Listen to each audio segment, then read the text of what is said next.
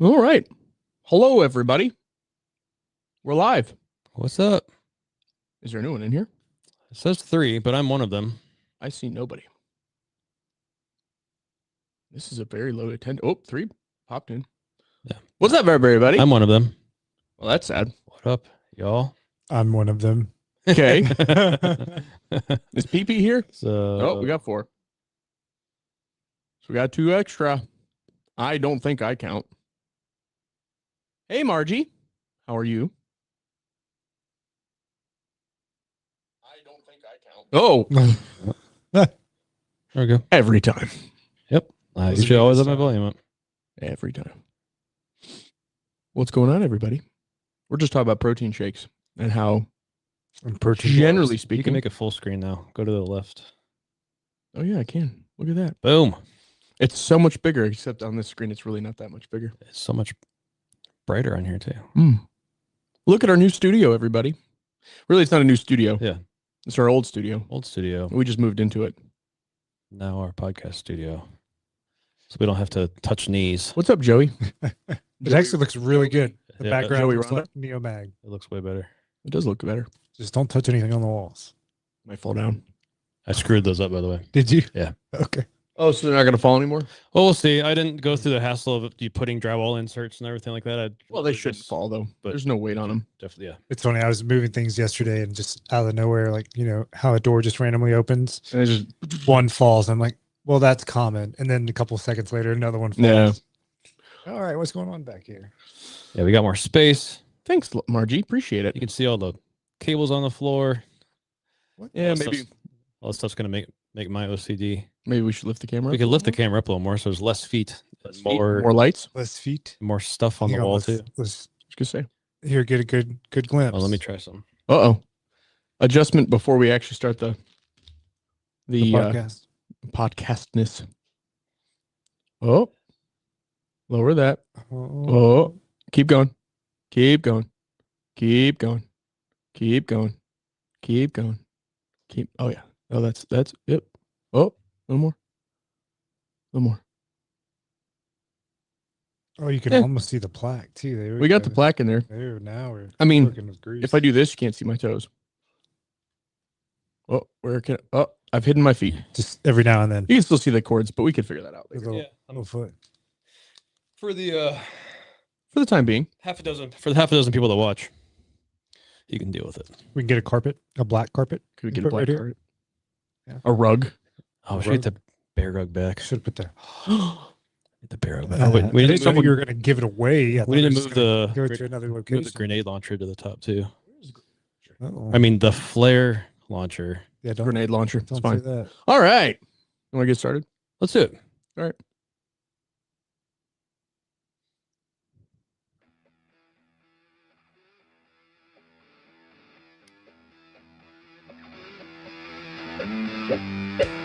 Welcome to Life, Liberty, and Equip Podcasts. I'm Greg Davis, founder of Neomag, and a firm believer that life is worth living boldly, liberty should be used for good, and we all have a calling to be equipped to pursue it. Every week, we explore what it means to live with intention and carry the tools and mindset that prepare us for whatever comes. We'll dive into the topics around the freedoms we cherish, the gear we trust, and the skills that equip us. This is more than a podcast, it's a mission. Life, liberty, and equipped to pursue it. We're coming to you live on the Neomag YouTube and Facebook accounts. Instagram has given us a boot for a while. A year. And we'll be pulling your live comments right into the conversation. If you're listening to the recorded podcast, we go live every Wednesday at 1 p.m. Eastern on YouTube and Facebook page, and we would love to have you join us in real time. Don't forget to join the Neomag Insiders Club. It's free to join, and right now, insiders are getting 30% off Neomag products the whole month of November. Black Friday started early for our insiders. Just head over to neomag.com and sign up through the pop-up on our site. While you're here, please subscribe to the channel, follow us on social, and leave a review for the podcast. It really, really helps more people discover what we're doing and keeps this community growing. Now, this week we celebrate our veterans as we talk about liberty and the cost of freedom today. It's fitting to recognize two people who know that cost firsthand. My co-hosts are not just part of this conversation. They're veterans who stood in defense of the very freedoms we're here to discuss. Gentlemen, your service and example you continue to set remind us that love of country and love of others go hand in hand. We're grateful to have you with us. Welcome, my co-host, Nate Hills, and Michael Billings. Cheers. Cheers, gentlemen. Man, this office looks awesome. I just Really keep great looking in at the video and like, wow, we actually look like we have a studio now. And not with us today is Tib. He's in the Caribbean. He is don't feel bad for him. Don't feel bad at all. Nope. Mike, we still got a little bit of that door jam right there. It's because you moved the camera. All right. Life segment. Life isn't just the big moments, it's the everyday joys worth protecting. Family, friends, and community. Let's talk about what makes life rich. So actually, with that intro, I also just want to mention our machinist is also a veteran. It's true. He's a Marine. Any of our part-time guys was John is a vet. John's a vet. Um, George has been here for a little while, but he's not. He's not a vet. Nope. Okay. Nope. I think he's the only one then. Yep. But yeah, a lot of us here are a lot of, not us, that sounds like it includes me. A lot of people here are veterans and or also serve as police officers or did. So surrounding myself with a lot of vets and cops. Cops. So I'll kick off life segment this week. So this last weekend, it was a great weekend. Just we took a couple of my favorite events of the year. Like, you know how you have certain events through the year. That's just like, you just look forward to that thing all year. Some of those things, two of those things happen in the same weekend. They don't normally happen in the same weekend, but hit the same weekend. So one of them, our church does something called Jesus Prom. And I'm going to be honest, the name of it, it's really lame. I hate the name of it. It's a terrible name. They need to come up with a better name. The event is cool, but the event is amazing. So then the name, but what it is, it's basically a prom for special needs people. And they've been doing this for like 15 years now. Oh, wow. Took 1 year off for COVID. Like, is that, I was going to say, is it not longer than that? I feel like it's been longer. Yeah. Than that, we're doing the math. I think it's been 15 years. Okay. And it is such a cool event. Just seeing the faces. So just to paint the picture. So this year there's always a theme. The theme this year was dancing in the rain. So I think I saw you dancing too. Yo, you did. If you saw my Instagram, I was so not well. That was the whole point. I'm in the band, so we do a live band for like half the night. The half the night is DJ, and we actually brought in a real DJ this year, and he did. Jake did just crushed it. He did so good, and then we have a live band.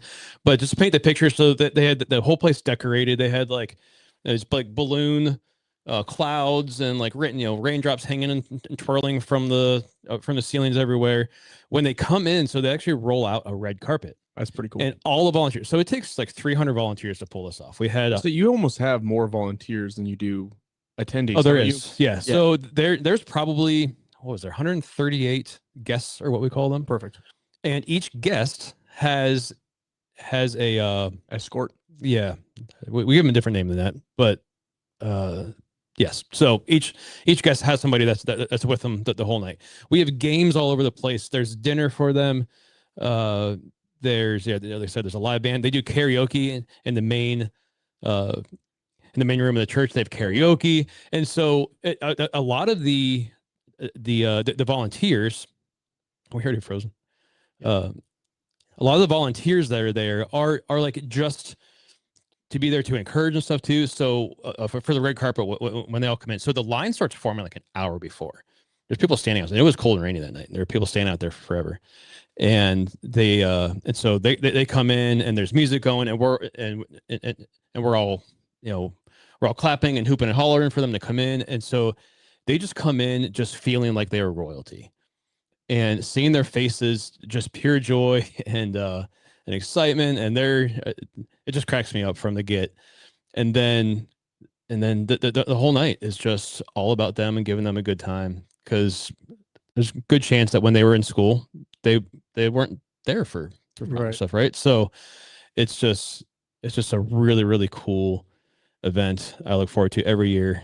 And so yeah, so that was great. That was Friday night. And then Saturday, it's one of my favorite sporting clay competitions of the year, is down at Cardinal Center. I know Mike knows it they also have like pistol rifle ranges and stuff too. And So they do a night shoot, and so they bring out like those big construction lights, and they have like 2 of those construction lights on each stand. And so they're pretty well lit, but you're still shooting at night, and there's definitely a different vibe to it. And they have like burn barrels at each station. There's this whole vibe to it, Right. and they were glowing too, right? The clays were glowing. That's just or is that just the light? That's just because of the lighting on it. Yeah, and it's just white light. But when you put white light on in the dark on those orange clays and stuff like that, they pop. They definitely pop. They glow. And so that's my favorite shoot of the year. And for some reason, I always do really good. There's a lot of people, I know a lot of people who do not go because they just don't think they're going to shoot good. Because it's nighttime? At night. And, some people say that at night and with the lights and everything like that, it throws off your depth perception. I've never really experienced that. So there's people that just won't come because of that. So like the clays were like the shorter, like not far clays. Yeah, they don't really throw anything that far because there is limitation with the lights. Sometimes it's surprising how far they'll throw stuff, and how I feel like the technology and the lights get better every year too. It seems like, because I remember the first few years I went to, I've been going to the shoot for probably over a decade, and or no, it wouldn't be over a decade. It would probably last 5-8 years, something like that. And the so the lights just seem to kind of get brighter, and they've added more. I keep telling people, I'm like, you're basically shooting. It's basically daytime because the lights are so bright. But it's just kind of this whole vibe. And for whatever reason, I always do really good at the shoot. I have last year I didn't do great for whatever reason, but I actually ended up winning my class this year. Yeah, I remember you saying that this week. And 2 years ago, I won my class. So I was looking back. I've placed top 3 at this shoot all but like 1 or 2 years. I don't know what it is. I also kind of go into the shoot like it's a night shoot. Who knows what's going to happen at this shoot? So I don't really care all that much either. I mean, that helps. And I don't understand why people wouldn't just go and have fun. Just go and have fun. Who cares what the classification is? Just go shoot it. Have a good time. You're out.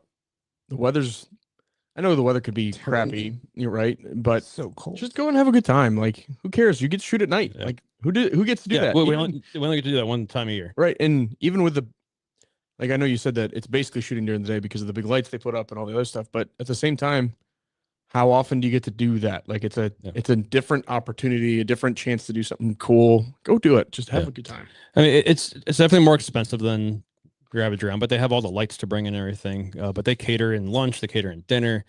It's kind of a whole day. And there are other events to shoot during the day, but it kind of ends with this night shoot. And it's so fun. And the crazy thing is, there have been years that I've shot that in shorts, and there have been years where it's like frozen 20 degrees, sideways snow, and that makes it difficult because that snow gets lit up by the lights too. Sure. So trying to find a clay in the snow sometimes, but it's just kind of again, it's this whole vibe, it's just this whole fun thing. So it's part of the fun. So yeah, it was an amazing weekend for me. Both those things are things that I really look forward to every year, and they both hit the same weekend, so it was pretty awesome. Nice. Yeah, sounds like a good weekend. It was great. I'm gonna have to go shoot this match. This sounds. You should come next year. It's such a good time. Yeah, you'll have to keep me in the loop on the schedule. Yeah. Well, so I actually had a match too this weekend, and it was brutal. You show up and it's raining and it's wet, so I didn't come with the right jacket. I wasn't prepared. I had a hoodie on, actually the one I have on the floor over here, which is kind of funny, but I left the house and I was like, that's not good enough for a rainy day. Well, I had multiple layers and it wasn't raining in Wadsworth.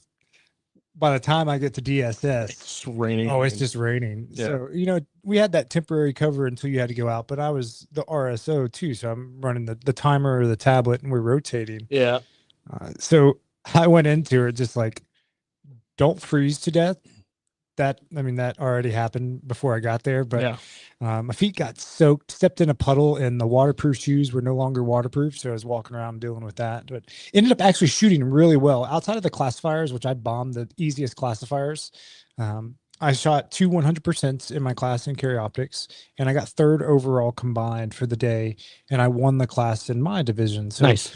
That was a really good weekend for the miserable conditions that we were shooting in. Yeah. So that was a fun weekend for me. Outside of that, I got some classes scheduled for next year, so I'm excited to get to travel and to pick back up in training.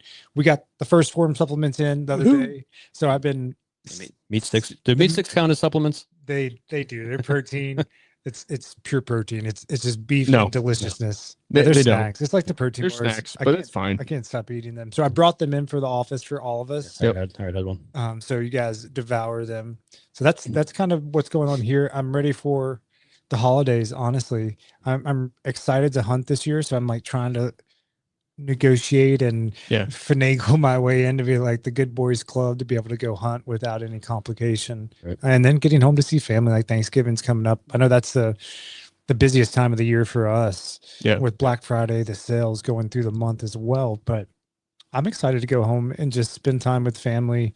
Hopefully it's not as cold in Tennessee as it is here right now. It's exhausting. Shouldn't be. Well, and it's warming up right now. It'll be by the end of the week. It'll be back into the mid 50s. You guys said that I could go with like 65. I think Sunday's supposed to hit almost 60. Well, there you go. See, there we go. That would be your wish comes true. A good weekend. So it'll go back down. It'll go back up. Go back down. What about you, Nate? What you have going on? So I mean, it's all Black Friday prep when it comes to work stuff. I did get back in the gym this week. I don't know what I did. Probably just slept wrong on my shoulder, but I've been out of the gym for a couple weeks. So I got to be back in the gym this week, which has been fun, although I'm a little bit sore, which is all good. It's good. So I'll be back at the gym, which is nice. But then the other thing, with the weather changes, it also means that plans have changed, not in bad ways, but with the weather changes, that means there's more wind, at least in Ohio. When you have hard switches between warm and cold, wind blows. So I actually had an apple tree fall in my backyard. Luckily, it's one that I was planning on taking down next year anyways, and it didn't hurt anything when it fell, so it's not a big deal. But the plan was to cut that down on Sunday, or excuse me, cut that up on Sunday. Well, then we got our wonderful winter storm warning and the 20-degree weather, not warning, but the 20-degree weather coming. So I needed to get the camper winterized quicker rather than later. Yeah, it came out of nowhere, man. Yeah. I mean, it went from, this is going to be fine, we can wait a couple weeks to winterize the camper, to I needed to do it. So I winterized the camper on Sunday with my dad after we got back from church. It was like, okay, I don't have time to cut up the tree. I'm doing this instead. So it's just that kind of time of year where it's like, well, plans are changing last minute. So I've got an apple tree just laying down in the backyard. So, and unfortunately, because it gets dark so early, I can't just do it after work, and the weekends are full for a little while. So the apple tree's just gonna have to sit for a little while. Yeah, we're heading we're heading quickly into the time, at least for me. I know I don't think you care as much about like leaves and stuff as I have to, but like a ton of leaves came down this past because week of the snow and everything like that. And the problem is, if you don't get them up before the snow continues, it'll kill everything. It kills everything, and everything just freezes and sticks together. So I did a little bit of leaf blowing. Yes, I didn't get to mulch them or anything, but I at least got a little bit of it. No, I actually do care. I got a lot of leaf management. For me, it's not about looks. I'm not trying to keep up with anybody being out in the country like I am, but I don't want it killing my lawn. Yeah. So I'm hoping that we thaw out enough and things dry out enough, because we had rain followed by snow. So hopefully everything thaws out and dries up enough that I can get the mower out. I think, cross your fingers, think that I only have one more mow that I really need to do to mulch and blow most of it, because most of it came down in the snow. Most of it did. I do have a big oak in the backyard that will be dropping leaves until January. Yeah. So I've got two of them, man. It's just that doesn't do anything. Oddly, last year I actually lost all its leaves by mid-November, early of November, and I don't remember if it was because of high winds or what, but it was bare by mid-November, which was shocking. But this year it's not doing that. So I think last January I did one more. I was able to do one more mow and leaf mulch because the oaks finally dropped and it was still warm. Yeah, so I'm hoping to get one more in. We'll just see how that. It really just depends on what the weather does. So we'll see what happens. But for the most part, it's all good. We're making moves forward. So we've got to do the final clean out of the camper. I just winterized it, which just means putting the antifreeze in the lines and all that stuff. I actually still haven't cleaned it out entirely. So I take mattresses out. I take anything. The only thing I don't take out is the largest mattress, which is the one that my wife and I sleep on because it's too big to easily take out and store somewhere. But I take all of the other stuff out before I put it away into storage, just in case a rodent gets in, so they have nothing to chew on.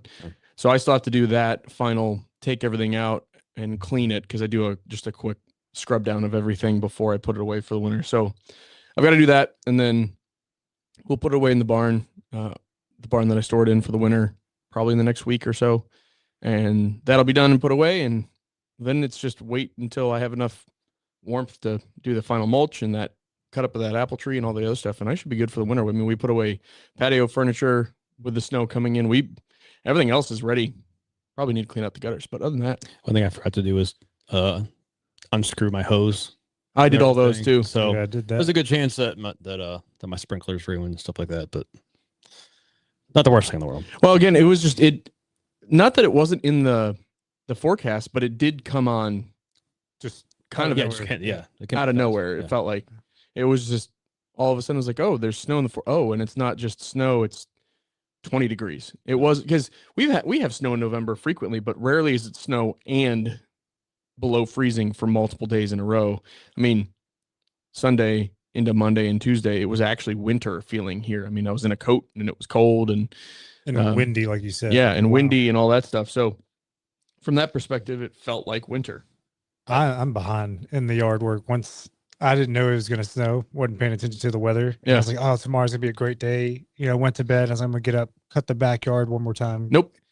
I know I woke up to snow and it was like, oh, welcome to Monday. Yeah, I thought about for a moment mowing my snowy leaves. I thought about it too. I've done it before. The issue, at least the issue for me, is my mower's too heavy. And the ground is still too wet. I was worried about the ground being too wet. My ground is way too wet for my mower to not also ruin my yard.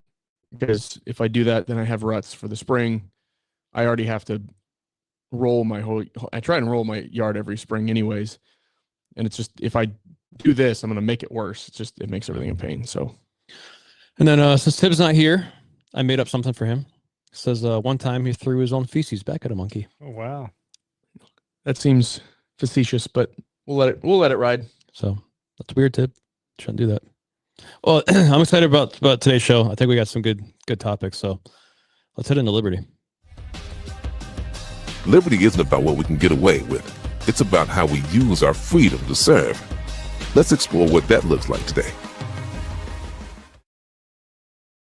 So it is Liberty Day.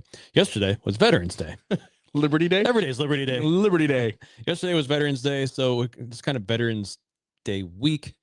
And so I thought we'd kind of center some things around that this week. And I have a quote that I found, but first I thought I'd kind of pose a question for you guys and for everybody on the live is, would you rather fight for people you love or against the things you fear? It's a good question. I think it's easier to be motivated to fight for the people you love than just fight against the things that you're scared of. Because if you're just fighting the things you're scared of, it's just fighting for yourself. It's selfish. Whereas if you're fighting for someone else, there's an altruistic motivation behind it. Unless you're just a narcissistic, self-centered person, which they exist out there, but I do feel like it's easier if you have a reason beyond I'm just scared of this. Right. What do you think, Mike? Yeah, actually, I put a couple of show notes in here, and one of the things that I agree 100% with Nate, but love is what I'm going to fight for, what I would stand for, right? And the biggest one that I can take away from this is, if we allow fear to run the show, it blinds us of the purpose and it divides us instead of unites us. Mm-hmm. And love is something worth fighting for. And I love exactly what you said. It's selfish to fight in fear, right? Because then you're just fighting for self-preservation or in a cause of yourself. And I like the idea of having something worth more than myself to stand for, to protect, and to fight for.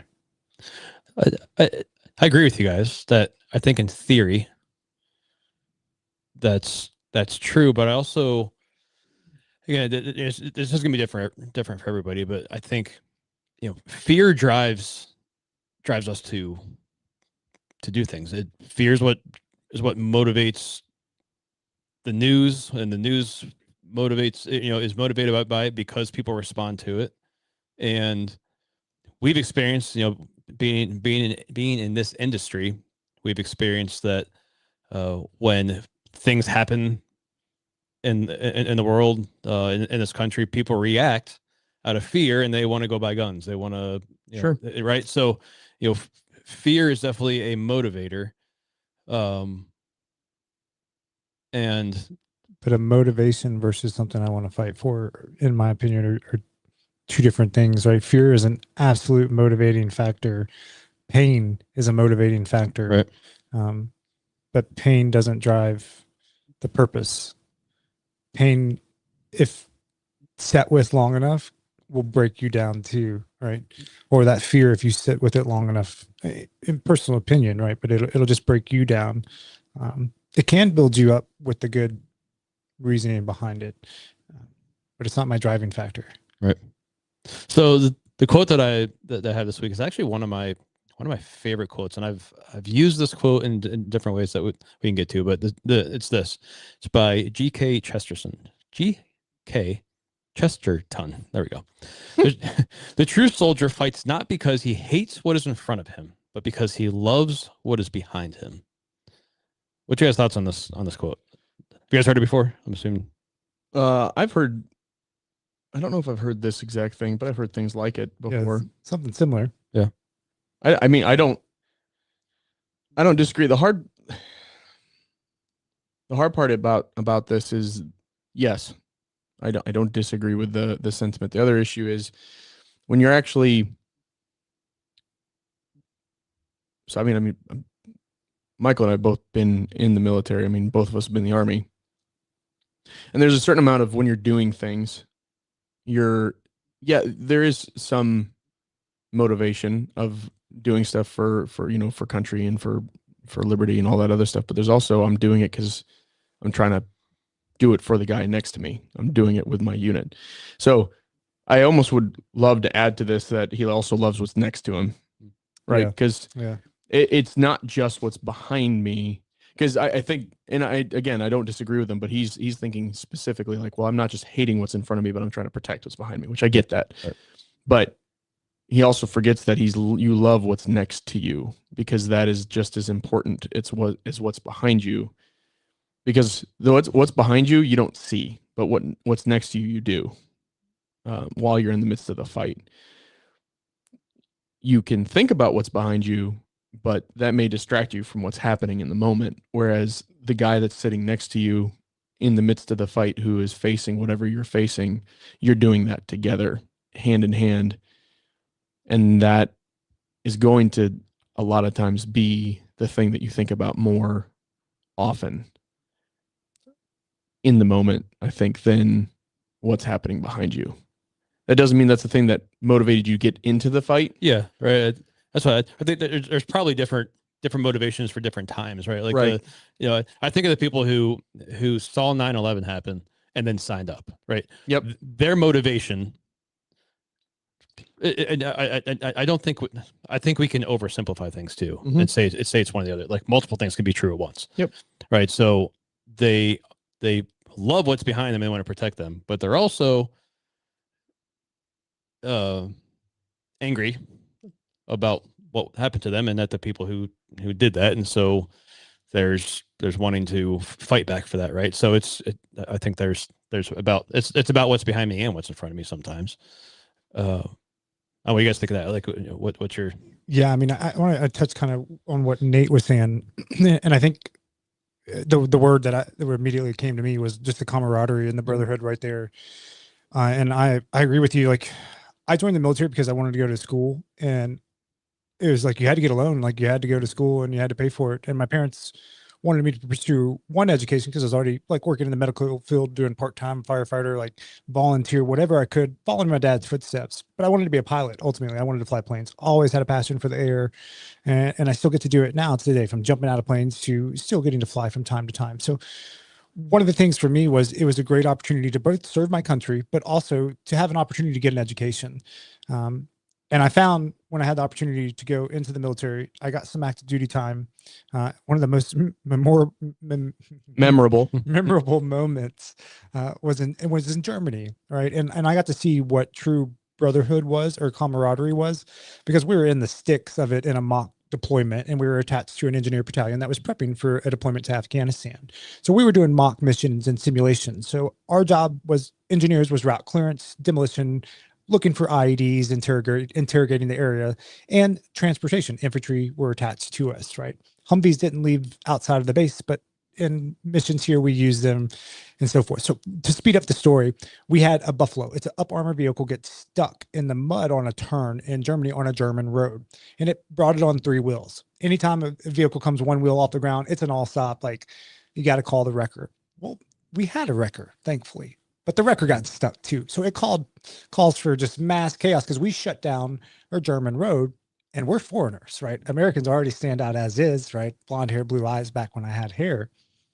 But my drill sergeant, not my drill sergeant, my platoon sergeant got out of the Humvee. We were at the very back because there was a German man, and he was pissed. He wanted to get by, and we couldn't let anybody by for the safety issues. If that vehicle rolled or anything, we just couldn't do it, right? So we had to block off the area.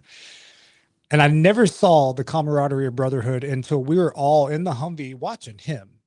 And as soon as that German man got aggressive and hands came on to our NCO, there was no time or anything that you can put to it other than all doors simultaneously open.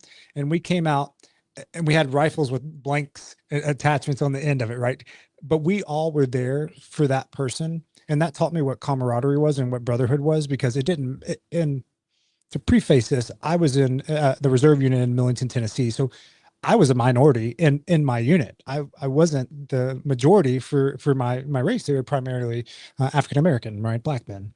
And I didn't see color. We didn't see color. And that was one thing that the military did instill in me, is what Nate said too, is in the moment, it wasn't about what was in the rear. It was about that person next to me. And that person next to me went through the same crap that I went through, ate the same junk MREs that I had to, peed in a bottle because we didn't want to get dressed to go to the latrine in the middle of the night. Like, we suffered together, and sometimes we suffered in silence, but that was the true brotherhood for me. So to wrap this up, to go back to it, kind of to the question, I think I would agree with you 100%, Nate, that the person next to me at that time, those guys still to this day, I get DMs from time to time. They shoot me a message, say, "Hey, I'm proud of you. Like, super glad to see what you're doing." And I appreciate that more than you can imagine, because those guys were thick and thin. Like, we couldn't take on the world, but we were ready to when we were together as a platoon, as a unit, as just young men wanting to both serve our country,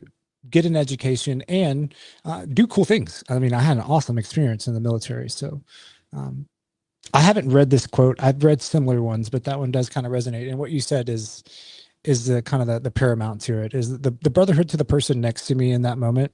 Granted, I never went to war or anything like that. I never saw anything of that degree, but I would have died for those guys more times over than my own family, because those were the guys that were everything to me in that time period. Yeah.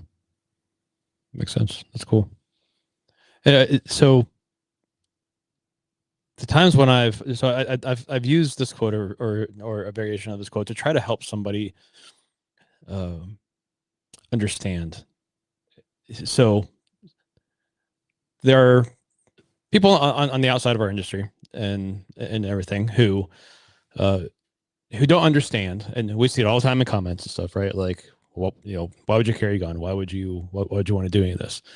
And I've tried to explain to people before. Well, the reason I do is because I want to protect those that I love. It is not about me wanting. I don't want to kill anybody. Sure, that is literally the last thing that I want to do. You're not there to be a hero. That is not. I'm not there to be a hero. I do not want to have to kill anybody. However, I love my family so much that I'm willing to do things that I don't want to do to protect them. So I've used this quote, a variations quote before, just to try to help them understand that we don't believe in carry, and we don't believe in self-defense because we hate anybody. It's not, we're not doing it to seek out violence. Right. It's simply, ultimately, I always simplify it back to it's a tool. It's just a tool. And it's to solve a problem. Yeah. That is it. Now the problem might be violent and it might end poorly, right? Like it's not a problem that we're seeking out, but it's a problem I certainly don't want to be faced with empty hands. Yeah. Yeah. I don't want to not have the tool to take care of those who I love so much. And so as I was thinking about that, because I have a couple more questions here that really I was going to kind of ask you guys, because you guys have, I'm not a veteran at all. Yeah, yeah. And so you guys have more experience on this, and the guys that you've surrounded yourself with, Nate, but I both you guys have family who has served and everything, who you know a lot more. So I almost wonder if this quote exists for the same reason that I've used it, to try to help people understand, sure. Right? So maybe on the outside, and I'm one of those outsiders, maybe on the outside, we think this quote exists because there's a perception that veterans, people who and actually veterans and currently serving, are doing so because because hate is a motivator to it. Sure. Do you guys think that is true?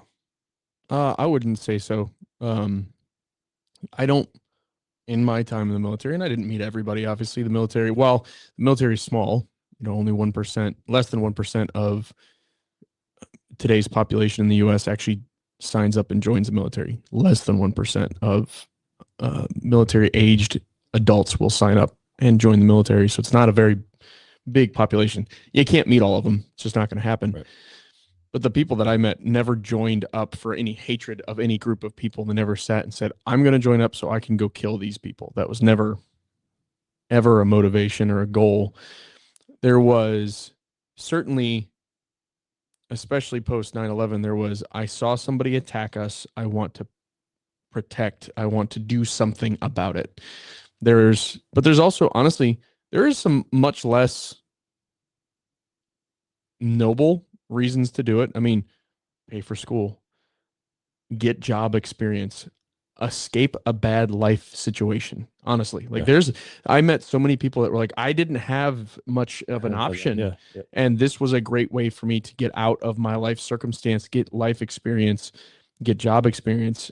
And when I'm done with my 4 to 8 years, whatever, I'm going to get out with experience in life and I can go do things, which I actually, kudos to that person for doing that. I see nothing wrong, nor would I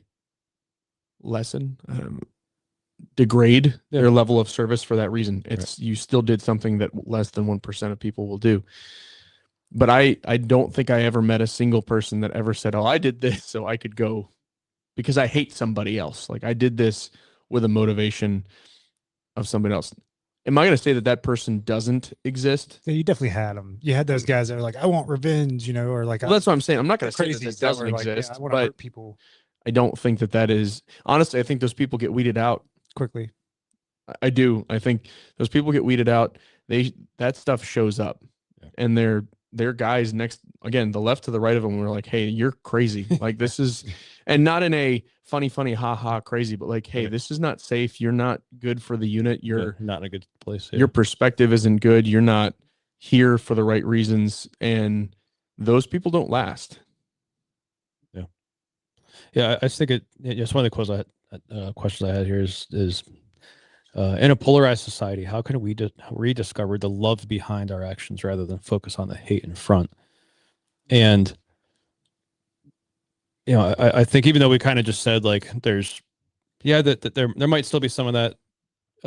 Most of the reason why people go to do sign up is because of love of country and love of the people in the country, and not so much about the hate in front. But again, I think. And I'm kind of pushing this a little bit because I do think this is a motivating factor for everybody, not just those who serve.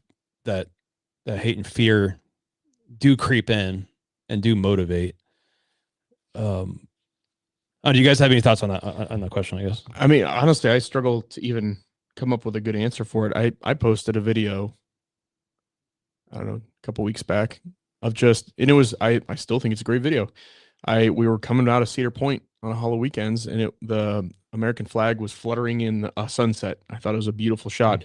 It's framed underneath some roller coasters. It's really cool. I thought it was really pretty. I took a picture and a video of it, and I posted it on Instagram. And I also posted it on YouTube, and I didn't get any hate on Instagram. Everyone that follows me would be fine with it. Yeah. And I don't have like a bunch of followers or anything on YouTube, but I got my first troll comment on YouTube, and the guy said something along the lines of, the U.S. is not the greatest country in the world.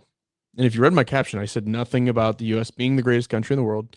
I did say something along the lines of, even in a time of divisiveness, the flag still flies strong above it, right? I am a patriot. I do believe wonderful things about our country. I'm proud to be here. I feel like it's a blessing to be here. All of those things. Enough that I signed up. I did the thing, right? I put the flag on my shoulder. I decided to do that. That is all a very real thing. And so it does bring me to emotion seeing my flag fly beautifully. I do actually have some pride in that. That's a cool thing, which is why I took a video and a picture and I posted it out there, right? And on the interwebs. Yeah, on the interwebs. And I answered the guy, and I tried to be kind. I mean, you guys know that I'm not somebody that trolls people back. That's not a thing. But I did answer him. I said, where did you see me say that the U.S. is the greatest country in the world? I said, I do have pride for living here. I do believe it's a blessing. I said, do you live in the U.S.? I just asked the question. I'm like, do you live here? No, he never answered me, but I actually would have loved to have had a discourse with him. Like, where do you live? Do you live here? And if so, why? Like, why is me posting a video of our flag so offensive to you? Right. Why is that so hateful and polarizing? Because I never said anything about your views, which, to be honest with you, I'd love to actually have a civil discourse, because clearly we probably have a different perspective. If me posting a video of this is offensive to you, then I would venture to guess that we probably are on different sides of the aisle, or different sides of a discussion on that. But I'd love to have that discussion. So I really don't know the answer to how to move that direction. I do think that having civil discourse and not regressing to name calling and immediately to just word vomit aggressiveness is a way to do that. The problem is, and it's not one side versus the other, because both sides do it, right? Like, this is not, hey, this side does it worse than the other, because again, both sides are just as bad about it as others. Come to the table and just let's have a conversation. And even if you don't agree at the end of the conversation, you don't have to hug, shake hands, and walk away. Yeah. Like, there's no reason to leave with anger from that conversation. We can walk in and have a civil discourse. We can walk in and have that. You don't even have to leave being best friends. You don't have to. I have friends. I have reasonably good friends that I don't see eye to eye with politically, but who cares? Yeah. We don't sit and talk politics all the time. We care about each other very much. One of my closest friends, I know she doesn't believe most of the things I do politically. She actually, because she struggles so much with her politics, she doesn't vote. She chooses not to vote, which I actually understand what she does, and I can appreciate why she doesn't. I wouldn't necessarily agree with the approach, because I have beliefs otherwise. But we can sit and have a civil discourse, and I would call her one of my closest friends, even though we are completely different in our political views. But we can sit and talk about it, and we can have a hug it out at the end of it and walk away. Like, there's no anger, it's no vitriol, no big deal. So why can't we should all be able to do that. Just have a conversation and walk away from it. We don't have to have the same views. This country is founded on freedom, political, religious, ideation. You should be able to be free and have that discourse. But that also means that I can be free to have my perspective. Right. You can be free to have yours. I can be free to have mine. Let's meet in the middle, and maybe we can actually convince the other person to see the other person's perspective. Whether you change that perspective is not. But right, they don't have to change how their beliefs, but at least to understand. That's why I was watching a video came up yesterday as I was scrolling. And what it appeared to be is there was a college professor. He had a couple, I think, he had a couple of young women sitting in chairs with mics, and he was asking them questions, and the questions were geared around being killed by police. So he was just asking them kind of general questions. Do you know how many how many people do you think are murdered by police every year? How many of those people do you think were black? How many of those people do you think were unarmed? And the question and the way that these women were answering were probably how most of us, if we were just to listen to the media, it's probably how we'd answer it. We would say that it's if you listen to the media, they would say it's mostly black men and they're mostly unarmed. Sure. Right. And so he would ask them these questions, and then he would pull up actual stats. Sure. And it was the complete opposite of what it's just data, what they're answering. And so his whole point was, we need to seek out truth to be able to understand what we're standing for and what we're standing up for. Right. Like that's kind of meat of it. And these young ladies were took this very well. They seemed to both be thankful for this information. Like, wow, this, if I think one of them said, well, she was surprised, and she was like, yeah, just going off of what I'm being told on the media, turns out that's not how it is at all. Yeah. And so that's kind of where I want to go with this is I think part of the answer to this question, what the question was, if anybody doesn't remember, is how can we rediscover the love behind our actions rather than focus on the hate in front? I think it's seeking out truth. Is what is the truth of the situation of that we are fighting for or fighting against? All right, here's a good one for you guys. Name this quote. You can't handle the truth.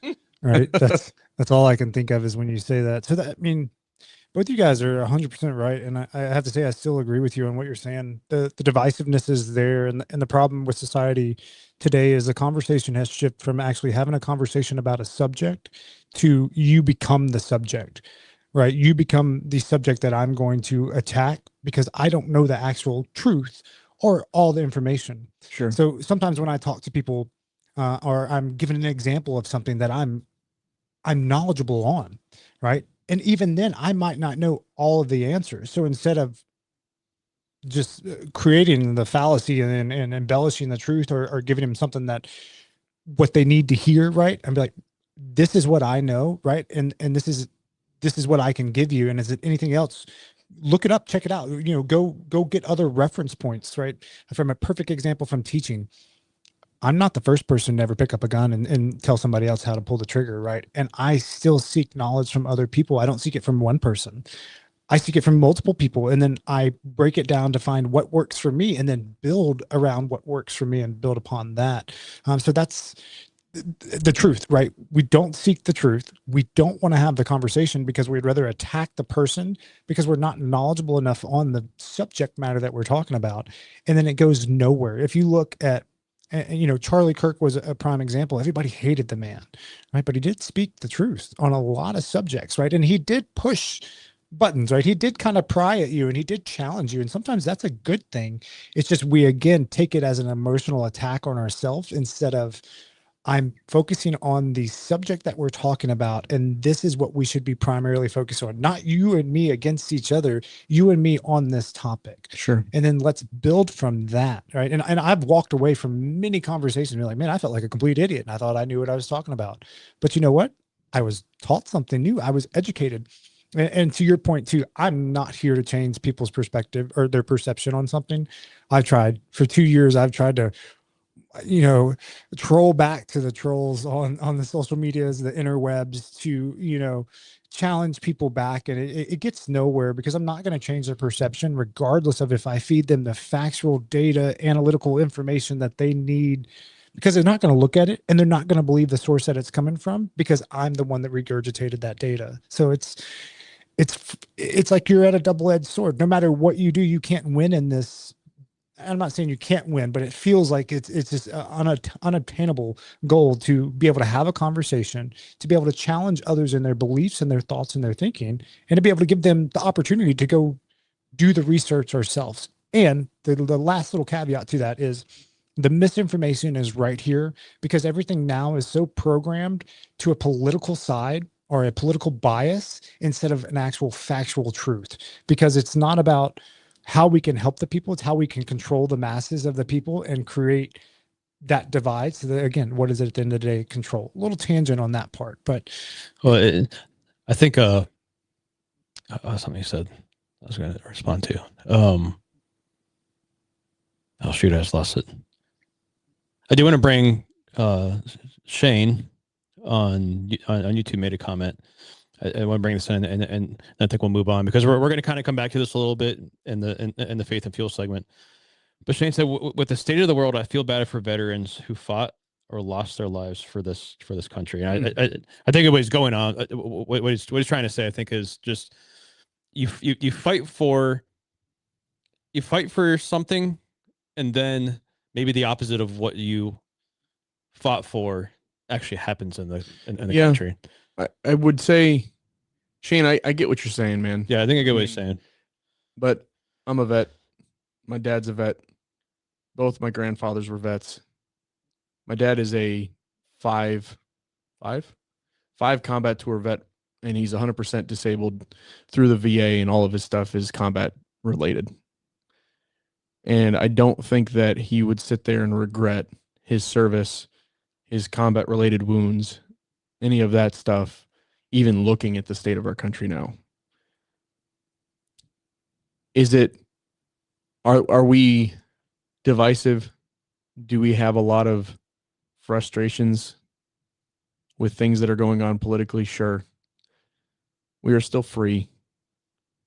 We can still fight for what we believe in politically and not have much in the way of repercussions for that. We can still worship the way we want to worship religiously. So we're still a free country. Is it where our forefathers would want us to be? I'd argue probably not. But we have full autos. But I would just be. I understand what you're saying. Yeah. So we've kind of talked about this. I don't know. I'm gonna guess like 8 podcasts ago or something like that. We talked about are we willing to have the negative to us, the negative side of allowing freedom, right? Or if we want complete freedom, are we also willing to let other people who don't agree with us and want the opposite of what we want to also have the freedom to want that as well? Yeah. Right. So that's got to be something that I guess I've been asking you guys is like, if you are going to put on a uniform and fight for this country, you also got to be willing to fight for those who maybe want to burn the flag. Yeah. Fight for those who don't agree with you. Yep. Right. Like those people live in this country too, and they are Americans as well. That's the point. Yeah, that's so when you put the uniform on. You're not fighting for one outcome. Nope. No, you're fighting for everybody. You're fighting for everybody, whether they freedom, right. Which is meaning political freedom, religious freedom, the freedom to say what you want, to in theory do what you want within reason. That is what we're fighting for. Which means if you want to insult me, you want to take the flag that I've been wearing on my shoulder and fighting for and burn it. I may not agree with you. Yeah. I'll probably find it offensive. And I do. Yeah. I mean, again, I'm the one that's posting a video of the flag flying and getting emotional over it, right? Like that's something that I find, again, I'm a patriot. I find that to be a big thing. I cry when Taps is played. I get emotional when we sing the national anthem at a Cleveland Monsters game. Like these are big deals to me. So yeah, I'll probably find it offensive if you throw my flag on the ground and burn it. I signed up so you can do that. Right. I believe that you should have the right to do that, even though I find it incredibly offensive. I don't think you should do it. No. But yeah. I signed the bottom line to make sure that you're allowed to do that. And the future generations of your offspring can do the same to do that. Right? Yeah. The people say that all the time, like, oh, you want to die for complete strangers? No, I don't want to die. First off, I don't want to die. Like, I don't think any guy goes into the military like, I'm going to go, slaughter some people, and then I'm probably going to die too. Like that. I don't think that's the ideology behind it. I think we go in with a sense of pride and honor, and then when we put on that uniform, again, I'm not putting a racial divide or anything like that, but a majority of my unit was black, and it was the best thing for me because I grew up in Memphis, and there's still to this day racial tension. I mean, we see it across the world, but well, maybe not the world, right? I can't speak for the world, but the United States, we see this divisiveness in a lot of the misinformation on the mainstream media too. But my platoon sergeants were the best men that I could ever think of, right? They were firefighters for the Memphis Fire Department. My dad was a lifelong firefighter in Carville. His like growing up father figure was a Memphis firefighter. Like, I didn't even know that they knew each other. They met each other in passing and like had a career. This man was a leader. He was a great man. And when we put on the uniform, it didn't matter what gang you were, what gang you used to be in, what you used to do, nothing. It didn't matter what color you were just there together as a whole. And that's what we need. That's truly the best part about it is when we put the uniform on, it wasn't about anything else, about protecting those that hated us, protected those that loved us, protecting the ones that we loved, and protecting the country that we stood for, right? Yeah. I don't believe where our country is today is where it was or where our founders would like it to be, right? I don't appreciate a lot of things that are going on inside of our government. I don't appreciate a lot of things that are going inside of the military, but I would stand and back it to the last round that I could fire, right? To the last dying breath. I would die for my country and for my fellow Americans. I don't want to be a hero. I don't want to be a martyr either, but I would serve, right? If I had the chance or the opportunity that came that I was called upon to do that again, or even as a civilian, I would do that. And your question to that was, how can we do it as civilians? Serve in your community. You guys are a great example of this. You go to so many church events. You just went to an event this year that you've been going to for ages, right? And you're giving back, helping your community members. I don't have to put on a uniform anymore, but I get to give back to what my skill set is, what my passion is. And some of it is just behind a camera, and I have people that are just like me. I'm a dirty civilian, right? That wants the knowledge, and we pass it on, and we give back to others, and we help. And that's what we need more of. That's the love, that's the generosity, and that's how we can serve others, is by showing that. And a little bit of pride in your country goes a long way. We speak so much about what we hate, and we don't stand for or talk as much about what we stand for anymore. Right? We hide behind the fear of the separation of the parties, the division, right? And then behind closed doors with our buddy, he'd be like, "Oh man, I'd beat his, if he was burning the American flag." I caught myself, just so you know, no beefs going on. So here's a good one. So that's just one of those things. How can we, as civilians today, serve in a standpoint? Don't cower to fear. Don't let the fear be a cowardice for you, right? Stand for what you believe in. Don't be afraid to stand up for what you believe in. It doesn't mean attack somebody else because they might not have the same opinion. Have that conversation, but serve, and let your actions through serving, whether it be in your faith, whether it be in your job, whether it be in your community, let that be, or even for your country, for your fellow American, right? Let that be the showcase. That was a long one today. You asked me to read into these today, so I really did read into these. But no, it's good. I did remember what I was gonna respond to. So you had said something about how people don't want to have civil conversation these days. I think that's true online, but I think if you get face to face with somebody, I think things get civil real fast. It changes. Well, it's hard because it's hard. You get throat punched. You're looking into somebody's eyes. Like, I think once you humanize who you're talking to, and I've had some heated conversations online with people who I know and love, and so I still know that they are human. But there is something about looking into somebody's eyes and having a conversation with them, or argument or whatever, that things get real civil real fast. So I think part of what the answer is to this is stop getting into arguments online. and have conversation with people, and if you aren't willing to have the conversation in person, then you shouldn't be having that conversation at all. Right. And again, it's perception. It's how you interpret something becomes your perception, and it's sometimes how you talk to your wife or your other, like, "Hey, you want to go right now?" Like, "You want to hang out?" Like, "Yeah. Sounds good." You're right. That's a typical guy response. He's like, "Sounds good." Like that. You're right. It's a perception of how the response is interpreted, but it's not always the dialect or the dialogue wasn't intended to be that way. I mean, ultimately, I just think that you need to slow down too, right? Going back to that if you feel the need for whatever reason to interact with somebody online, then slow down. Don't. There's a comedian, I actually don't know his name, but he makes me laugh every time I see this clip. He talks about, he asked his dad how to have a successful long marriage, and his dad said, son, don't go with your first response or your second response. Go with your third response and you'll have a good long marriage. And he goes, what do you mean? He goes, just don't go with your first response. And he goes into a long story about how his wife opens a cooler and the stuff inside isn't cool. And when he looks inside, he realizes she didn't put any ice in it. He goes, honey, there's no ice in the cooler. And she goes, well, duh, it's a cooler. It keeps everything cold. And he's like, I didn't go with my first response, and I didn't go with my second response. And I said, oh, that cooler must be broken or something like that. I can't remember. It's funnier when he says it, but it's the sentiment is the same thing for interacting with other people. Instead of going with your first angry response or your second angry response, take a second.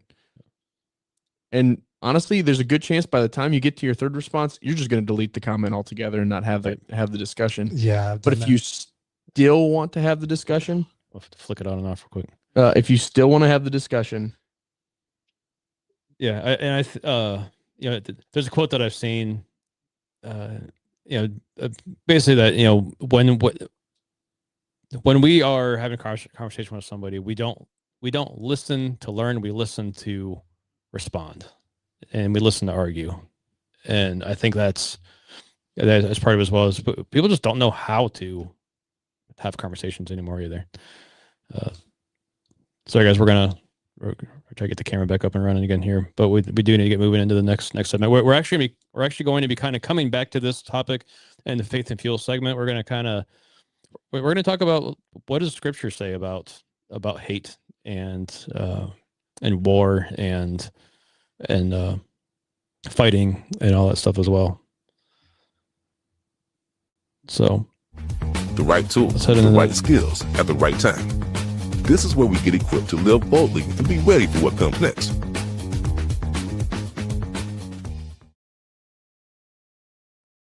All right, so we have a few things in the equip segment today that we're going to be talking about. First thing is, I mentioned it in the intro that for our insiders, our Black Friday started last Friday. We are offering 30%. I can't think of the last time that I offered 30% off of stuff on our website, but we're offering 30% off for insiders. You just have to log into your account and you will get the discount. It is only on Neomag products. So CentraStrap, Neomag, Alias, Tag Trap, EDC tray. It's going to work on the standard EDC tray, standard mini tray, watch stand, and all that stuff. The things it's not going to work on are like magazines and bags and some of those third-party products that we bring in. So if you're an insider, you can take advantage of that now. Get that Christmas shopping done early, and take advantage of that. You can go sign up for that for the Insider Club on the website. You either go up to the search and type in Insiders Club, or if a pop-up comes up, you can sign for it there. So take advantage of that discount now. The first Black Multicam products dropped last Friday. We dropped the Neomag Gen 2 and Black Multicam, and the Tag Trap EDC and Black Multicam. I believe we still have still got some of those both in stock. Go get them now. We did not do a lot of them. I expect they'll be gone by the end of the month. Probably enough in there to get through I'll get through the month. I would assume, depends on if you guys go and buy them up right now or not. I was gonna say it really depends. So we're gonna drop Black Multicam every Friday, a Black Multicam product every Friday. If you're waiting to buy all of them together at the end of the month, It's a risky move. It's a risky move. I'm not trying to pressure you. It's your call. But I'm not guaranteeing you're going to get all of them. Yeah, you might get to the end of the month and go, I didn't get any of these things. Yep. You were almost out on 2 of them, right? We're close. Again, we've sold a decent amount of the. I'd actually have to go for the count. I can't tell you exactly what it is. Yeah. We have more tack traps than we do Neomags, so take that into consideration. If you're looking for a Black Multicam Neomag, I can tell you we have single digit left. Yeah, don't wait. We're lower on the Neomags than we are on tack traps, but take that for what it is. So I will tell you guys, since there's a few of you here, we are going to be dropping the Black Multicam Alias belts, both in the Cobra buckle and the standard belt. So we did a kind of a pre-order belt this summer. Yeah. and it went really well. And we only left that open for like a weekend, and we had a ton of people afterwards say, "Oh, I wanted that belt," and we pre-ordered a couple more. This time, so we are doing a pre-order, and we're going to leave this open through the end of the month. It'll go through midnight on Cyber Monday. Wait, say that again. How long does it go for? Through midnight on Cyber Monday. Oh, there's no applause. There it is. Yeah. Now that's big. Yeah. 30% off black multicam every week for the month of November, and this deal coming up. Like, Now, I want one. Also the 30% off will not apply For the black multicam product. for the black. Not the custom champion. It'll work on a lot of things on our website, but the black multicam stuff it will not. But this is your one time to get yourself a Alias belt in black multicam. The one time. Yep. So I mean, it will be open. This is you have essentially, what is that? Almost 3 weeks, I think, 2.5 weeks anyways, that it will be open for you guys to pre-order this. So the nice thing is you have the time. We will have a wider range of sizes for both the Low Pro and the Cobra than we normally do. Yep. Just because we can.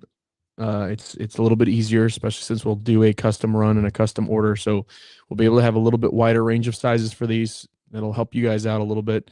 So if you are, they're going to be made to order. Yeah. So we are making it for you when you pre-order it. So this isn't going to run out of stock, but if you don't order by midnight on Cyber Monday, December 1st, it's too bad. And we are not going to, if you email us, I guess the 2nd.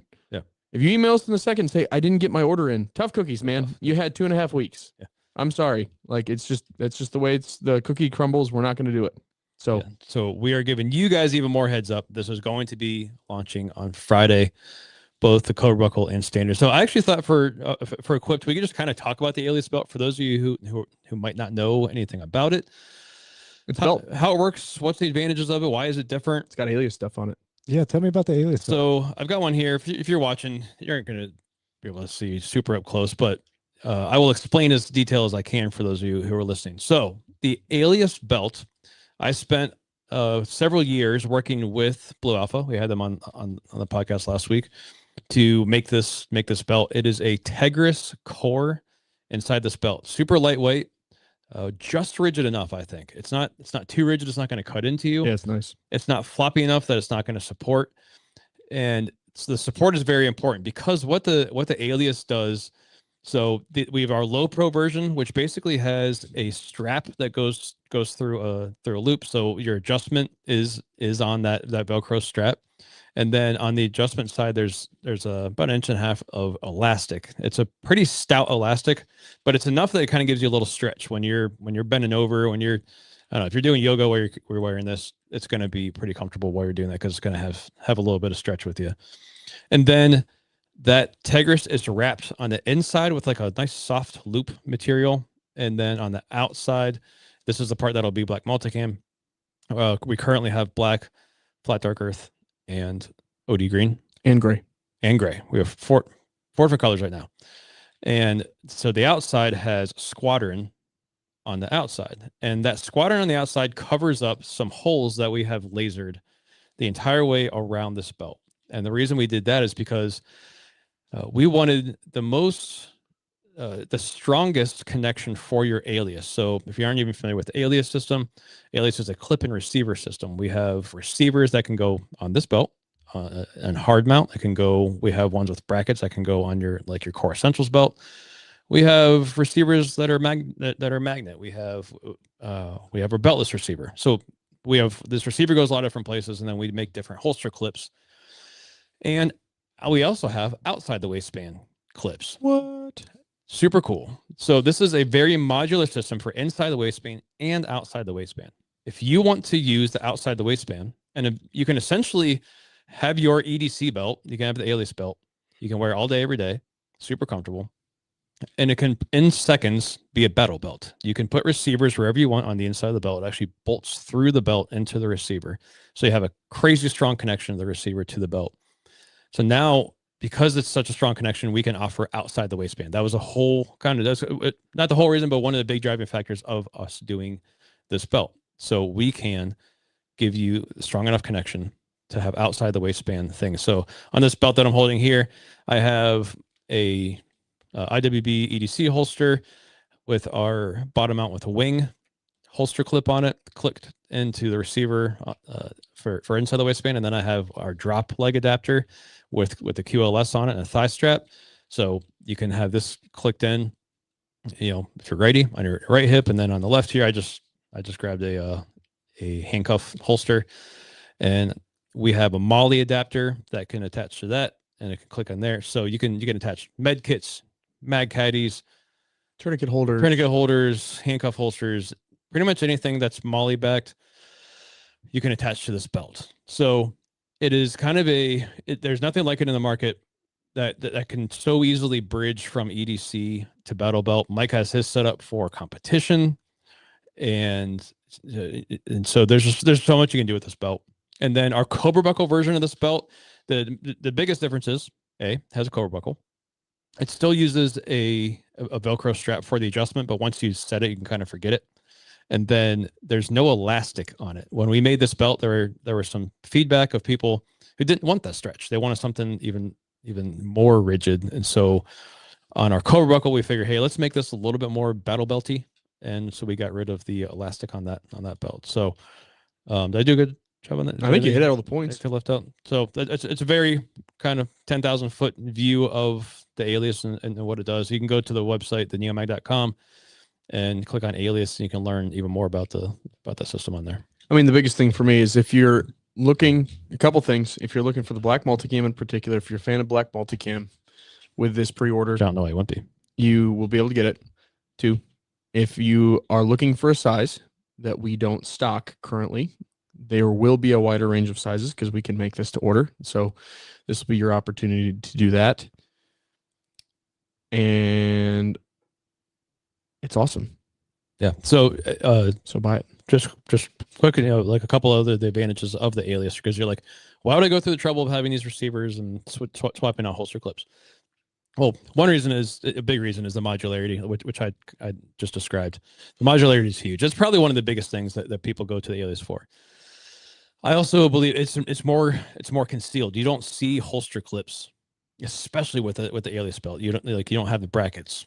Our receiver with brackets, again, there's no holster clip, but you can maybe see a little bit of like holster clips if you're somebody who tucks in. If you want the ultimate concealment, you don't see holster clips because everything is moved to the inside of the belt. And I also think it's more comfortable with the ability, and part of that comfort kind of goes with the modularity. It's so easy to move my holster and secure it either in my bag with a hook and loop receiver or move it to a hard mount or whatever. Let's be honest, it's more comfortable to not carry than it is to carry. And if I can still have my handgun nearby and secure, and I can move it that way, that's more comfortable. What, you off body carry? That's so wrong. Dun dun dun. How dare you? If you want to hear more about that, you can go listen to one of our first episodes we talked about. Yeah, or go just look at the YouTube comments. How dare you ever take your gun? I live with my gun on my body. I sleep, I shower, I poop. In the waistband is wrong with my gun on me. I never take it off. My gun never comes off my body. I love the Alias belt for competition. Honestly, I'm probably going to switch over in 2026 to the Cobra buckle belt just to get a little bit more solid retention, being that I'm just adding so much more. I'm running like four mags plus the drop adapter plus the competition magnet and my tack trap. So, but it's been great. Like, honestly, the convenience of it is I'm no longer, and I speak from experience, I have like 9 plate carriers. I can only wear one, right? And I have like 6 different battle belts configurations, but the convenience of click, click, click, I'm out, releasing my receiver, I'm out, throw it in the bag, and then I'm dropping in the waistband right back in. Or if I'm just done and I don't have to have anything, I'm out. I'm not stripping a battle belt or stripping a 2-part belt, taking the Velcro off. Now my pants don't stay up because I'm skinny, and putting another belt on. So I love that. The guys, I harass them all the time when I leave the range because they're having to go here and there, unload. And I'm like, click, click, click, click. All right. I'm good. See you guys later. Yeah. Bye. So if you haven't checked out the Alias belt, now is a great opportunity. And I know we're going to say this at the end, but if you're not an insider, this is a perfect opportunity for you guys to get massive savings. Even if you're not ordering the custom black multicam Alias belt, the Alias belt has multiple colors for you to choose from. 30% off. Again, I've been here 2 years now, and that's the biggest sale. Yeah, this is the biggest sale that I've ever seen. So we've offered, and and even though you're not going to get a discount on that black multicam belt, all the accessories for it you are going to get 30% off of. So if you want to load it up and be able to have a complete outside the waistband and inside the waistband setup for your Alias belt, this is the cheapest that you're ever going to get it. And I know it takes a little bit of time to set up, but honestly, it takes time to set up a battle belt, and you can only have one configuration.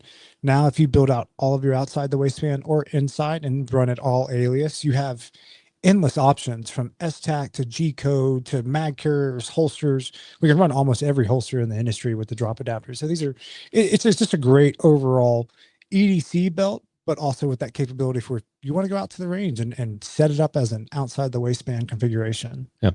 So we did get a very nice comment here from Patriotic Pangolin. He said, the Alias belt is the best. I have 3 receivers on mine and wear the belt every day for the last probably 1.5 to 2 years. If I'm wearing clothes, it's on. Super helpful and reliable. So there you go. I only have one issue with that comment. Why wear clothes? Yeah. Wear the belt. Because he wants to wear the belt. He wants the beltless. I would not recommend wearing the belt without clothes. But you could just use the beltless. Yeah, that's true. I would definitely recommend beltless if I'm not wearing clothes. That's true. You've done that on video. Oh, yep. Yeah, there's a video. It's definitely a video with Graig without pants. I mean, I was wearing underwear. It's like we blurred that. He was wearing no pants.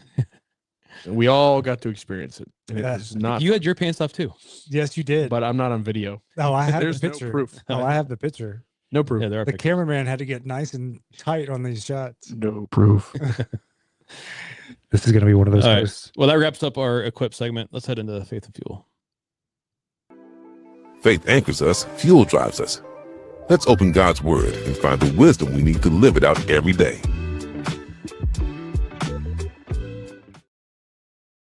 So there are so many scriptures that I could have pulled out to kind of apply to our Liberty segment that we're talking about today.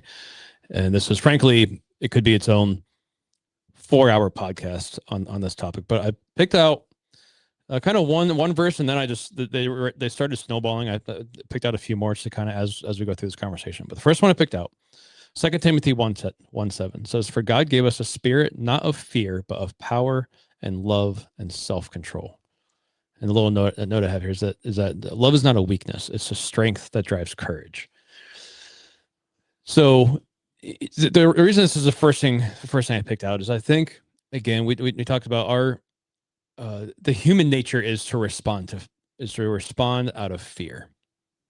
And one of the things that I have just in this last year in my own spiritual maturity that I've experienced is that is like God has helped me understand when I feel fear, when I feel hate, when I feel these emotions like that, those are not of God.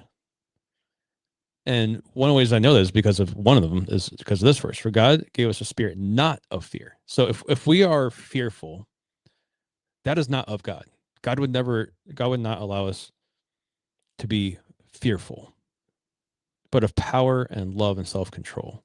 And if I don't feel love, then that's even more proof that what I'm feeling is not of God. And I think it's so important for us to understand our feelings. Now, feelings and emotions are fine to have all of these, but I think understanding what to do with them and where they're from, because and we're going to get to another verse that is going to talk about hate and anger. But it's easy to allow fear to turn into hate and anger instead of love and self-control. What's your guys' thoughts on this verse? I like the part that says hate is not something God gives us; it's from the enemy. I know that's not the verse; it's just kind of the sub notes that we have here. But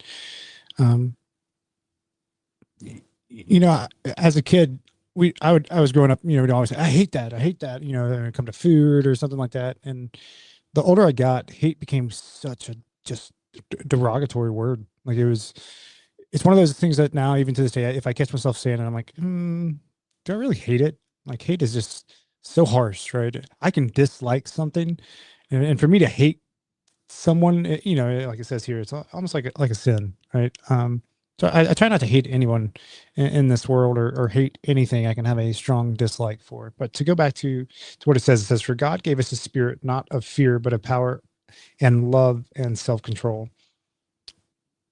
I like another note that we said, love is not a weakness, it is a strength that drives courage. Love can be viewed as a weakness a lot, and because we can be viewed as less, from a emotional standpoint, from a masculinity standpoint. It's like, I love you, and I give that emotion and that soft side of you, and it can be used or viewed as weak. But I don't think love is weak at all. And I think love, as it says, strength that drives courage. I think love is what is the strength that drives the courage. So that's my take on that verse.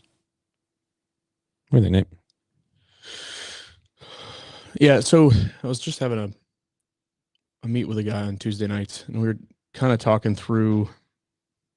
He just got a new role. He's taken over. He just got a new role in a new job, and he was talking about his nerves, his excitement, and his nerves in that role, because he's very excited about it, but he's also nervous because he's got some large responsibility he's going to be taking on in taking this role. And we were discussing, essentially, we didn't actually pull up this verse, but we were discussing that aspect of it, that God didn't design us for fear. He designed us to rely on him. When you go through and read scripture, you go through and read, even as you read and reflect on Christ as a figure, right? So we understand Christ is fully man as well as he's fully God. If he was fully man, which we understand him as, that means he understood and felt and experienced all the things that we experience as human, which means he did experience fear and doubt and all those things, but he didn't allow those to affect and change his actions. It didn't allow him to not love people. It didn't allow him to change his goals and his motion, his forward motion. A couple spots that you see that happen. One of the first spots that you can see that happen is actually his first miracle, when he is turning the water into wine. His mom comes to him and says, "Hey, we've run out of water." And he looks at his mom and he says, "It's not my time." And she basically says, "Just do what he says." I'm actually reading a book right now that's kind of talking through his ministry, and it's approaching it from I'm going to say it's humanizing this story, so that you can see the story of Christ, not him, but the human eyes of the people in the story. Meaning, right now we just finished the section of Mary watching her son grow. And obviously we don't know exactly how she felt. She didn't write any of the scripture. We can't know her feeling, but kind of they wrote it from a perspective of a mom watching her son with knowledge of what her son would be one day and everything. And one of the things they talk about is, again, this is conjecture. We don't know exactly, but we do know that he does argue with her and say, "It's not my time." And then he acquiesces and performs his first miracle. And in that moment, is he feeling doubt? Is he feeling fear? He just has been baptized. The Spirit of the Lord has come upon him. He goes out into the desert for 40 days, 40 nights without food, without water.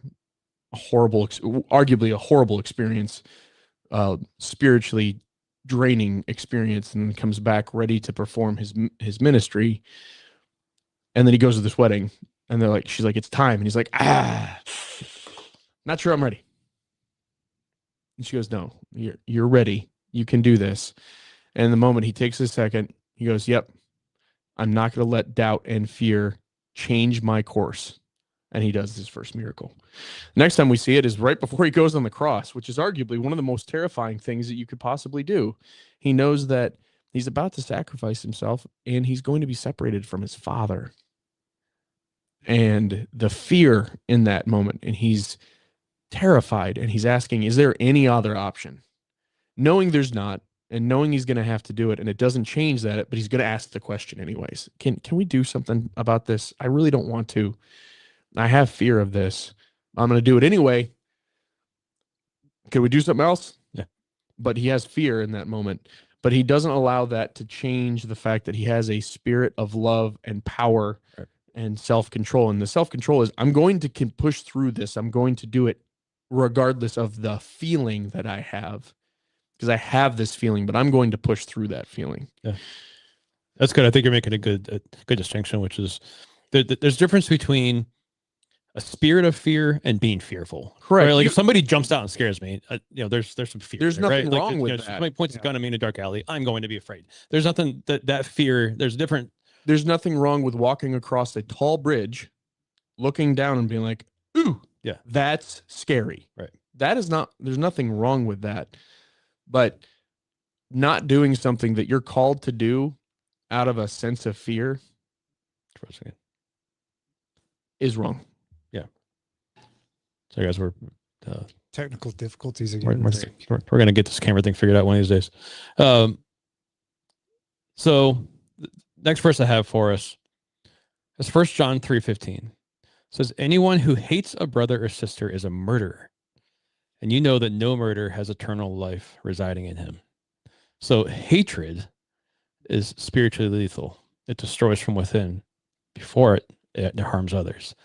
This comes from there's pushback and the Pharisees are kind of arguing about the law and stuff. And so what Jesus is really getting at here is that is a heart thing, right? Like if you hate a brother or sister, God considers that like on par with murder. And I think we would put murder on a way higher scale of sin, right? Like you get a lifetime jail sentence for murder. You don't get a lifetime jail sentence for hating somebody. Or you used to.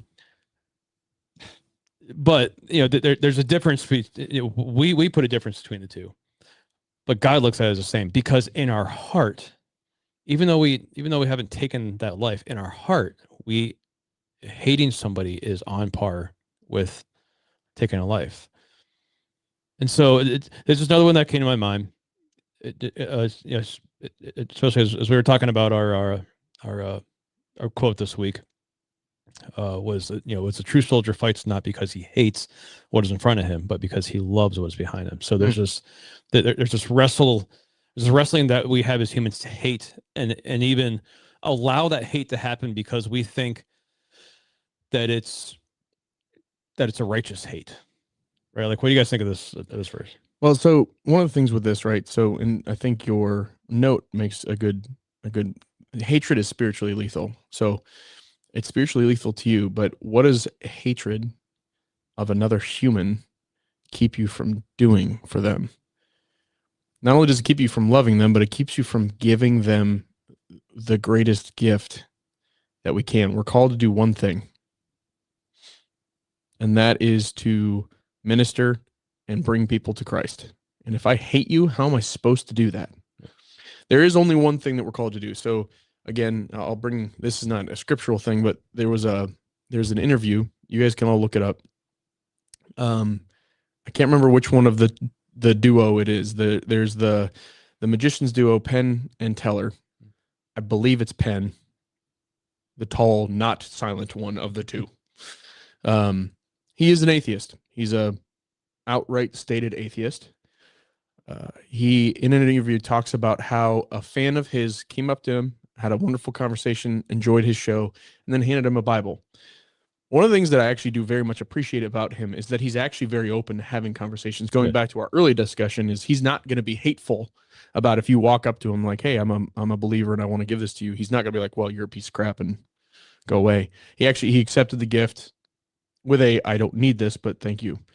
But one of the things that he said, he's like, if you believe in this, meaning the Bible, if you believe in what this says, how can you under good conscience not come to me with a gift to try and save my soul? Because if what this says is that I am going to eternal damnation if you don't do that thing. So if we hate a person, and I'm not saying I'm good at this, by the way, no. But if we hate a person, how are we supposed to minister and tell them about the love of Christ and love them and share the gospel with them to try and assure that their soul is also going to heaven, that they are also going to be secure and at the tail end of their life, right? You can't do that. That is where it's spiritually lethal. It's not good for your spirit, but it's certainly not good for theirs either. And you can't do the one thing that you're called to do. That's good. So yeah, you are murdering them. Yeah. It's a lot of energy to invest on hating someone else. Like, it's exhausting to hate. Like, to put all that effort, imagine that energy and that effort, if you could channel that, right? And so, and it was kind of what we talked about was fear. And there's a respected fear, and there's a fear that we shouldn't be afraid of, right? And in this case, you know, like, if I'm going to hate someone so much that I can't channel that to be a positive energy, like you said, to give back or to showcase God's power through you, even with the person that could be the worst person in your world, like, are you any better than the hatred? I don't think you are. So, you know, I like the next verse a little bit more. Yeah, next one is one that gives me some peace. Is Romans 12:17-19. Actually, I don't think it's all that. Anyway, it says, "Do not repay anyone evil for evil. Do not take revenge, for it is written, 'It is mine to avenge; I will repay,' says the Lord." I think it's you know, our sense of justice is we want to see justice done now, and there are times when that needs to happen, obviously, but sometimes we want to take revenge into our own hands because we want to circumvent legal justice or whatever it is. And so we want our own justice. And what's important to remember is that God is the ultimate judge, and he will have the ultimate revenge. Is that the right one, Nate? Or is you've got it right. You just missed. You only actually have. That's definitely not 3 verses. Yeah, it's just 17. So the whole thing is repay no one evil for evil, but give thought to do what is honorable. And well, hold on. Let me try. So there are some dots here. I think. Let me do like a paraphrase. Let me do NIV instead. I think you got NIV. Do not repay anyone evil for evil. Be careful to do what is right in the eyes of everyone. Oh yeah, I see what you did, or what it is. If it is possible, as far as it depends on you, live at peace with everyone. Do not take revenge, my dear friends, but leave room for God's wrath. For it is written, 'It is mine to avenge; I will repay,' says the Lord." Yeah. So yeah, I see it. Yeah, I think it's kind of a paraphrase. A paraphrase of it. Yeah. So, yeah, I think this should give us some peace that even if we don't see the justice that somebody deserves in this life, God will have the ultimate judgment. Yeah, I can't wait for the big man upstairs, to whoop some tail. Just saying. That's, you know, this verse is kind of the one that resonates with me, because there, you know, I said this jokingly, but I said this with a little bit of sincerity. You know, going through a hard time in my life, and somebody hurt me, and I wanted them to feel how I felt, and that was revenge. Like, I wanted them to feel the pain that they put into my life without accepting accountability for my own actions that also created the detriment in that situation, right? Or simply put, the red flags, right? Ignoring the red flags out there. So the revenge is just it's just a fester that it's like a leech. It attaches to you and attaches to your soul, and it just breeds hatred. It breeds nothing but evil thoughts. It doesn't do any good for you. For me personally, the anger, the fear, and the pain was, I wanted someone else to feel that instead of I wanted to let it go. I wanted someone else to be able to feel what I felt for their actions, right? And the moment that I finally let it go was the moment that I was able to breathe, right? And it was the revenge, the anger, the resentment, to the point of hate, right? And when you let that go, there was so much overflow of peace. Yeah. And I know, could I had my worldly revenge? Absolutely, right. Would it have felt good in the moment? Probably so. Probably would have had a good little smile and chuckle of it.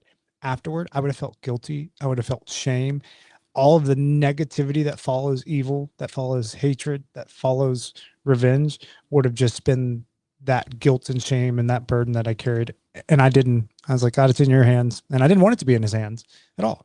When I put it in his hands, he took that burden, he took that away from me, and he gave me peace, and he gave me things that I've asked for, right?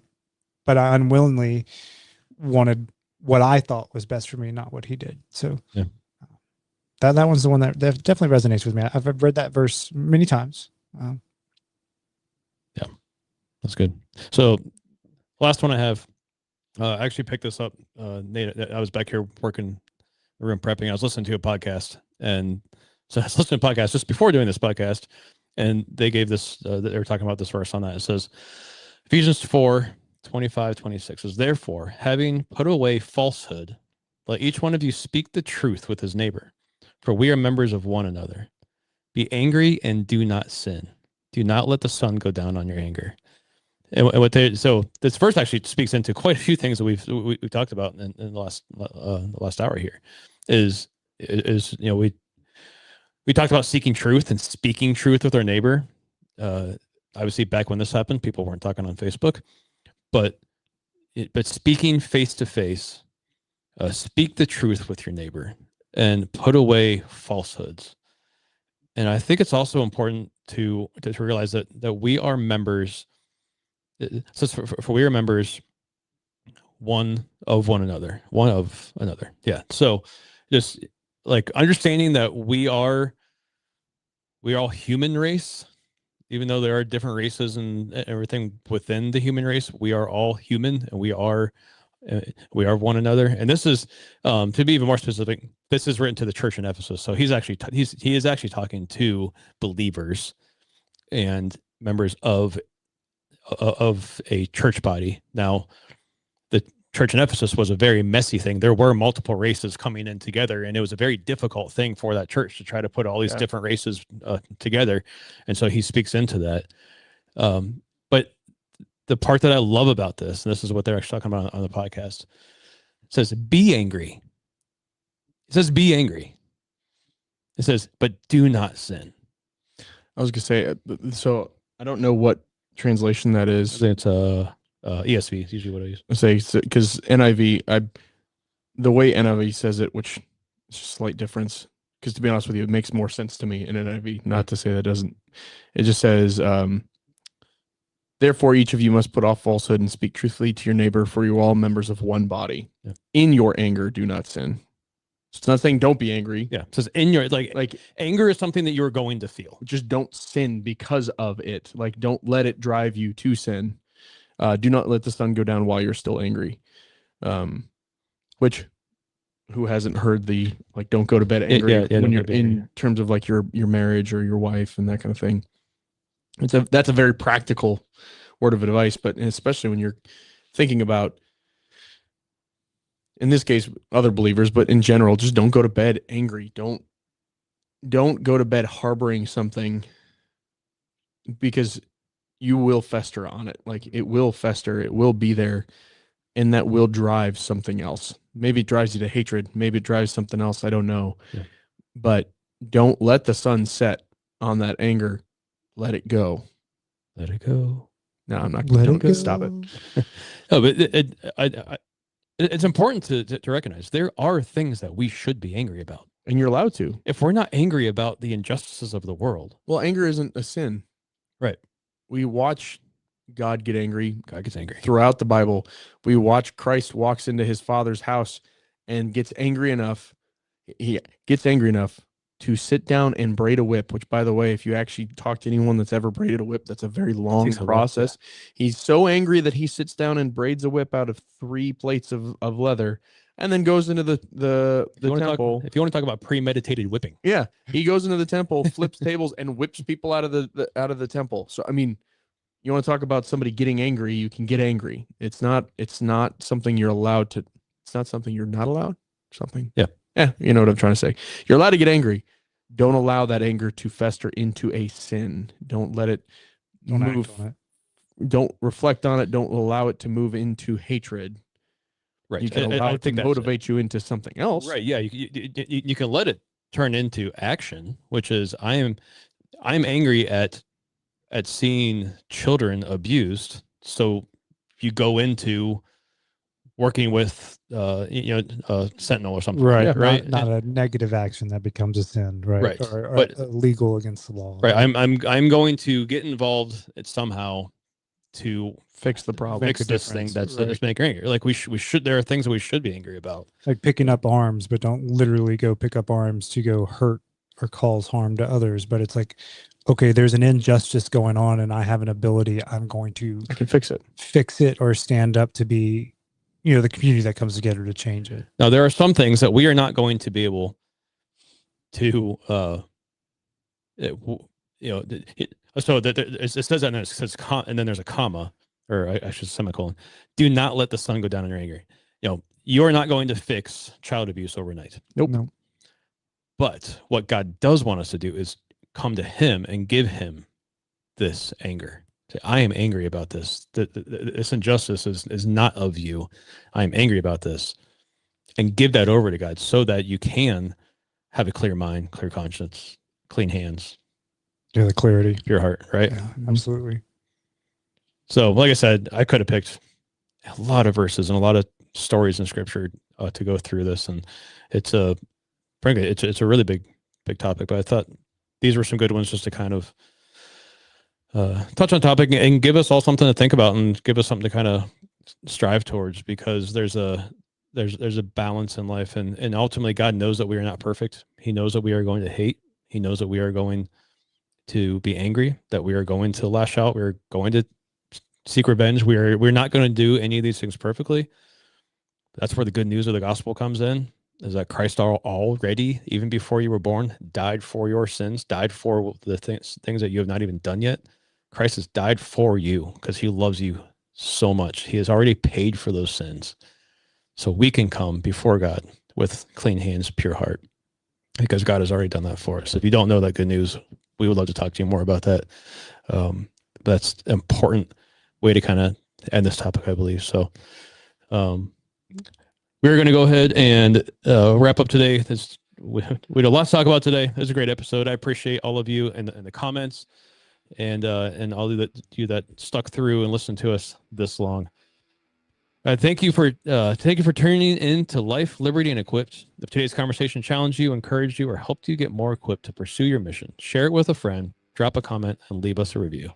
Don't forget, we go live on the Neomag YouTube and Facebook page. Used to be Instagram. So be sure to subscribe and turn on notifications so you can be part of the next live show. And if you guys are not already part of the Neomag Insiders Club, now's the time. Get early access to Neomag gear, exclusive content, wink, wink, 30% off this entire month, and front row seats to everything we're building, wink, wink, to Black Multicam this month. Go to the website now at theneomag.com to sign up. Until next time, live boldly, stand for liberty, stay equipped. We'll see you guys soon. Bye.